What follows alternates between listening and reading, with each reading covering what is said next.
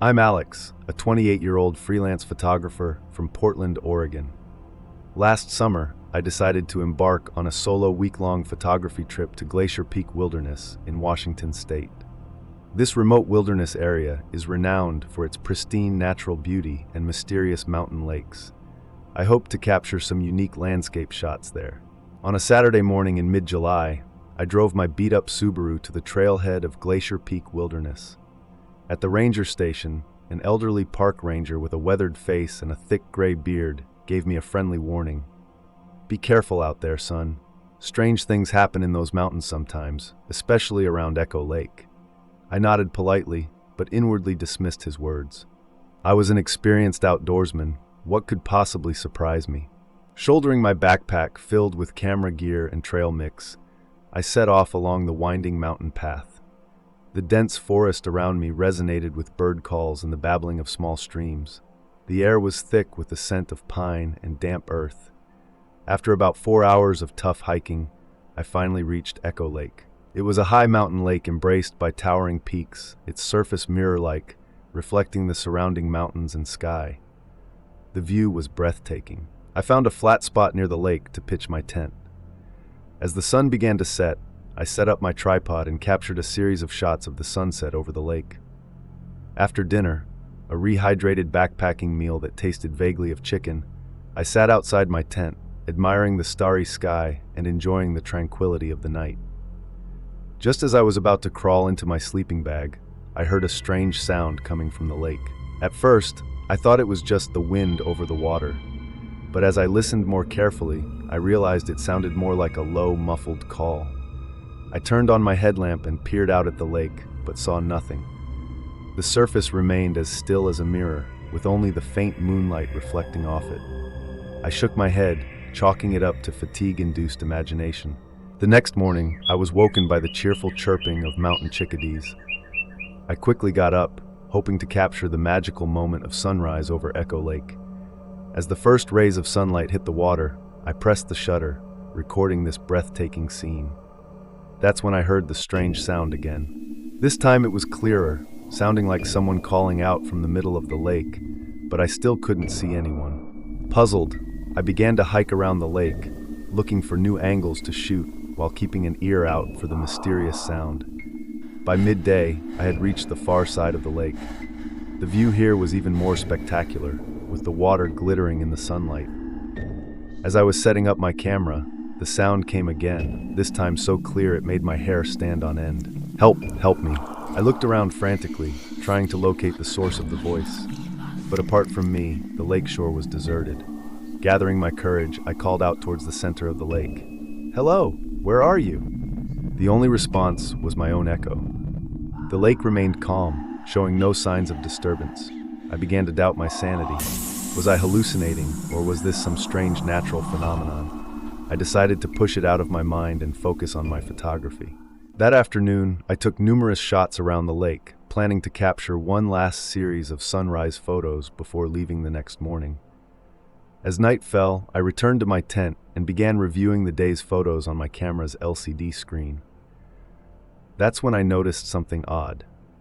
In one of the lake shots, there seemed to be a blurry humanoid shape in the water. I zoomed in to look closer, and the shape indeed looked like a person moving underwater, but not like a normal swimmer. My heart began to race, and I broke out in a cold sweat. I checked the other photos and found similar shapes in several of them, all blurry, but definitely there. I started to recall the day's events, the strange voice echoing in my mind. Was there really someone in the lake calling for help? But why couldn't I see anyone? Just then, I heard a rustling sound outside my tent, as if something was approaching. I held my breath and carefully unzipped the tent flap to peek out. In the moonlight, I saw a wet, humanoid figure standing not far from my tent. The figure looked unnatural, as if it had been submerged in water for a long time. My heart nearly stopped. The figure slowly turned its head towards me. In the dim moonlight, I couldn't make out its face, but I could feel its gaze fixed on me. Terror washed over me, and I instinctively grabbed my camera and backpack, bolting out of the tent and running. I didn't dare look back, just ran desperately through the darkness. Branches whipped at my face and body, but I ignored the pain. I could hear heavy footsteps behind me. That thing was chasing me. The voice echoed in my ears. Help, help me. But now it sounded more threatening than pleading. I don't know how long or how far I ran. When I finally reached a small hill, I glanced back. In the moonlight, I saw the figure standing at the edge of the forest, motionless, watching me. I didn't linger, just kept running. I don't know how much time passed, but eventually the sky began to lighten. Exhausted and stumbling, I finally saw the main park trail. I flagged down a passing ranger vehicle, gasping as I recounted my experience to them. The rangers exchanged skeptical looks. "Son, you might have been hallucinating from exhaustion," one ranger said. "We get reports of strange occurrences around Echo Lake sometimes, but we've never found any real evidence." I opened my camera intending to show them the photos, but to my horror, all the strange images were gone. I searched through the memory card but found only a few ordinary landscape shots. The photos with the mysterious shapes had all vanished. The rangers kindly drove me back to the trailhead parking lot. Before leaving the park, I saw the elderly ranger from the day before. He gave me a knowing look and said, "I warned you to be careful, kid. Some things in this world just can't be explained." To this day, I still can't understand what happened at Echo Lake. The voice, the figure, the vanished photos, it all feels like a nightmare. But I know it wasn't just a hallucination. Sometimes in the dead of night, I can still hear that voice echoing. Help, help me. I've never gone solo camping in such a remote location again. The experience left me with deep psychological scars. Whenever I see a calm lake surface, I can't help but recall the terrifying memories of Echo Lake. I've come to believe that there are indeed things in this world that science can't explain. And Echo Lake, perhaps, will forever keep its secrets.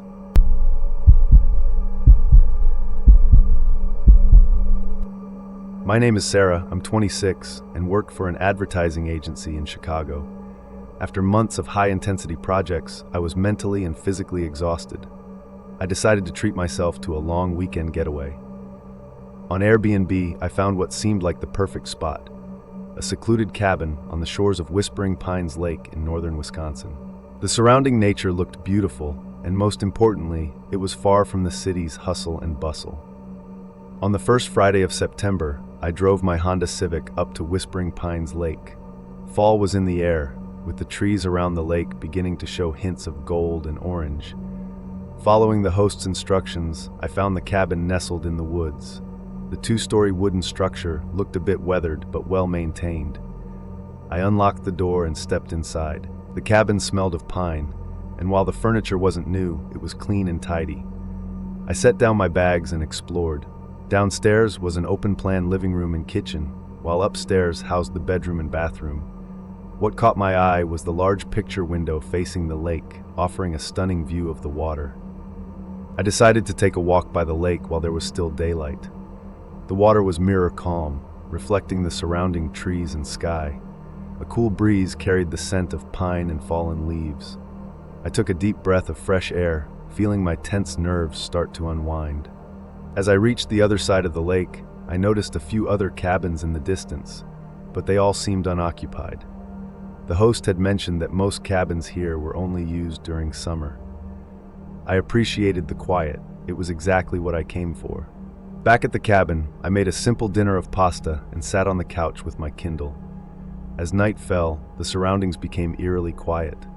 Suddenly, I heard a twig snap outside. I looked up alertly, peering out the picture window, but it was pitch black outside. I told myself it was probably just a raccoon or deer and tried to focus on my book. But for some reason, I started to feel uneasy. I got up and double-checked that all the doors and windows were locked before I could relax again. The next morning, I was awakened by sunlight streaming through the windows. I stretched and walked to the window to admire the view. Suddenly, I noticed several footprints in the muddy ground in front of the cabin. My heart skipped a beat as I looked closer. They were clearly human footprints, and much larger than mine. I recalled the sound I'd heard last night and shuddered. Had someone been here in the night? But there were no signs of a break-in. I tried to convince myself it was probably just a hiker passing by. To shake off the uneasy feeling, I decided to explore the surrounding area. I walked along the lakeshore for a while, then turned into the woods. Deep in the forest, I stumbled upon an abandoned campsite with scattered trash and the remains of old tents. It looked like someone had camped here long ago. When I returned to the cabin, I was surprised to find the door unlocked. I was certain I'd locked it when I left.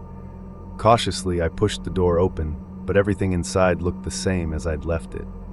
I carefully checked each room, but found nothing out of place. Maybe I was just being paranoid? That afternoon, I was sunbathing on a lounger in the yard when I suddenly felt like I was being watched. I snapped my eyes open and scanned the area, but saw nothing. The woods were silent except for the occasional bird call. The feeling of being observed was unsettling, so I decided to go back inside. In the evening, as I was preparing dinner in the kitchen, I heard a faint noise from upstairs. I froze, listening intently. Another sound followed, like someone moving around upstairs. My heart raced and my palms began to sweat. I grabbed a kitchen knife and cautiously went upstairs to investigate. I checked each room carefully but found nothing. Maybe it was just the old house settling. I tried to convince myself, but the feeling of unease kept growing. That night I slept fitfully. In the middle of the night I was jolted awake by a sharp notification sound from my phone. I fumbled for it and saw a text from an unknown number. "I see you." My blood ran cold. I immediately jumped out of bed and checked that all the doors and windows were locked. Through the window, I could see the moonlight shimmering on the lake's surface, everything quiet. But I couldn't shake the feeling that something was lurking in the darkness. The next morning, I woke up exhausted. Last night's text seemed like a dream, and when I checked my phone again, the message was gone. I started to wonder if I was just overtired and imagining things. I decided to drive into town for some groceries and to clear my head. As I passed the neighboring cabins, I noticed a curtain move slightly in one of them. Was someone staying there? I slowed down to look, but saw no further movement. At the general store in town, I met a friendly elderly lady. As we chatted, I mentioned I was staying in a cabin by the lake. The lady's expression suddenly turned serious. "Be careful, honey. There have been some unpleasant incidents in that area a few years back." I asked for details, but she just shook her head. "It's all in the past now, don't you worry. Just make sure to lock your doors at night." Her words only added to my unease. Back at the cabin, I found a package on the porch. I hadn't ordered anything online. Cautiously, I opened it to find an old sweater inside. What made my skin crawl was that the sweater looked familiar, just like the one I'd worn yesterday. I started to panic. I called my best friend Lisa and told her about the strange occurrences of the past few days. After listening, Lisa said, "Sarah, you need to get out of there right now. I'm driving up to get you." I agreed with Lisa's suggestion and started packing my bags. That's when I heard footsteps downstairs. My heart nearly stopped. The footsteps slowly approached the stairs, then started coming up. With shaking hands, I dialed 911 on my phone. Just then, the bedroom door was pushed open. A tall man stood in the doorway, his gaze chilling me to the bone. "Hello, Sarah," he smiled. "I've been waiting for this moment for a long time." I screamed and lunged for the window, trying to escape. At that crucial moment, I heard police sirens. The man clearly heard them too. He cursed and quickly ran back downstairs. Minutes later, the police burst in. They didn't find the man, but they discovered a makeshift camp in the nearby woods. It was filled with photos of me and personal items. The police told me that the man was likely a dangerous stalker. They suspected he had been following me for a long time and might even be the reason I found this cabin on Airbnb. This experience left me with deep psychological scars. I never dared to vacation alone in a remote place again. Whenever I see a lake now, I'm reminded of that terrifying night at Whispering Pines Lake. I've come to believe that sometimes real horror is far scarier than any supernatural occurrence. The darkness in human hearts is the deepest, most unfathomable lake of all.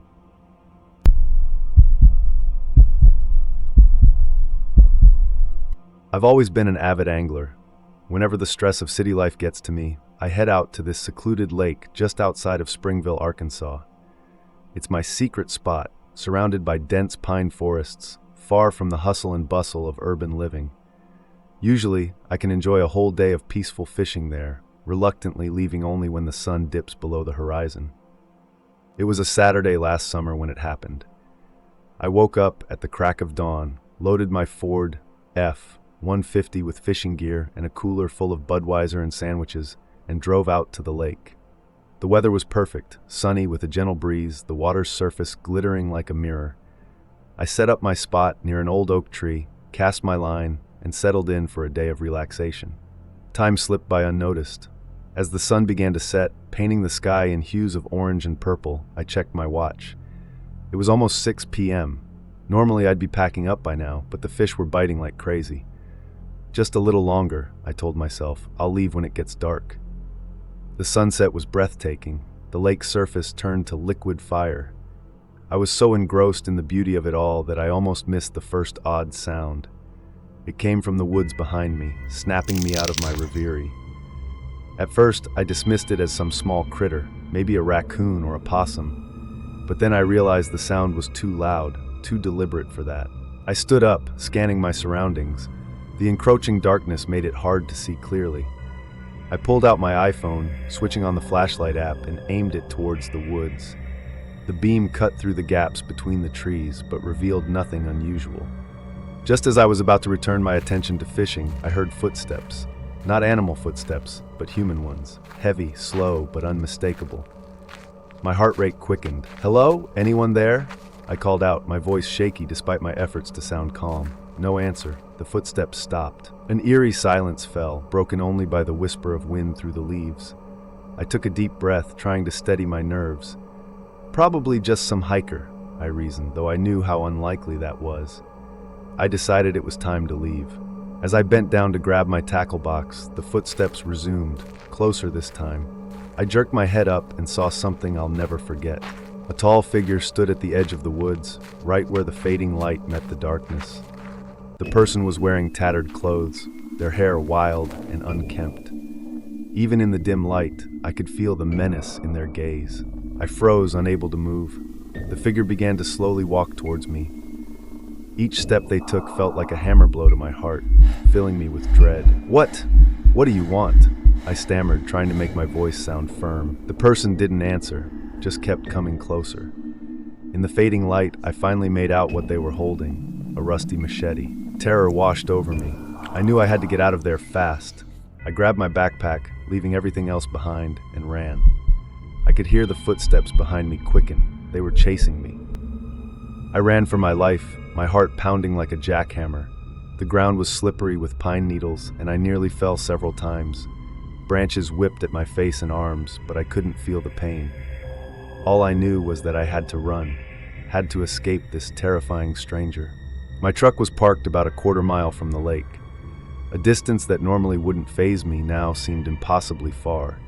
I could hear the footsteps getting closer, the person's heavy breathing audible now. Finally, I saw my truck. I fumbled for my keys, my hands shaking so badly I could barely hold them. Just as I was about to reach the door, I tripped. I hit the ground hard, the keys flying from my hand. I scrambled on the ground, desperately searching for them. The footsteps were getting closer and closer. Just as the person was about to grab me, my hand closed around the keys. I leaped up, yanked open the door, jumped in, and locked it. The person pounded on the window, trying to break the glass. With shaking hands, I started the engine and floored it. The truck roared to life, kicking up a cloud of dust as it sped away.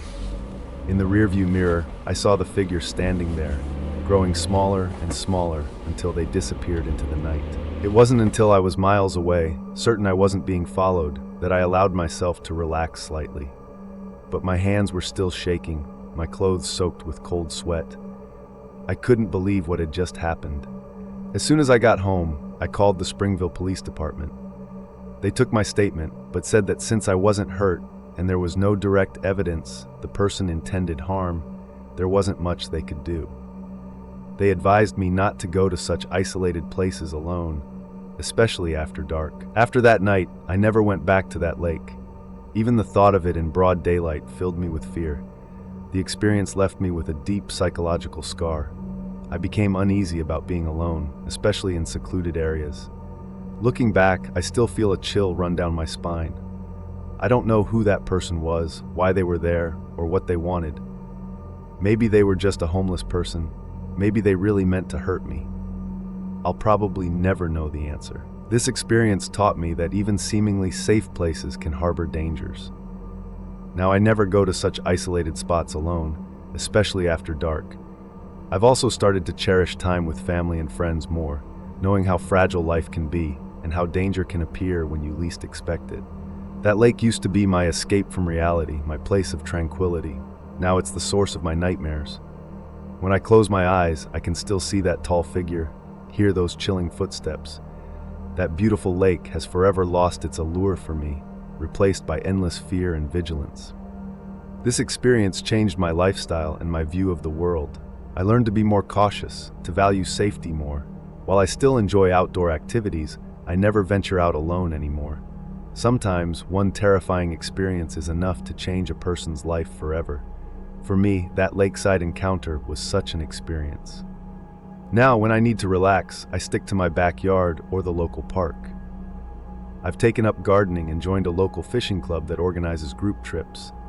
It's not the same as my solitary adventures, but it's safer. And after what happened that night by the lake, safety has become my top priority. The lake that once brought me peace now only brings me terror. It's a stark reminder that in this world, beauty and danger often coexist, and that we must always be vigilant, even in the places where we feel most at ease.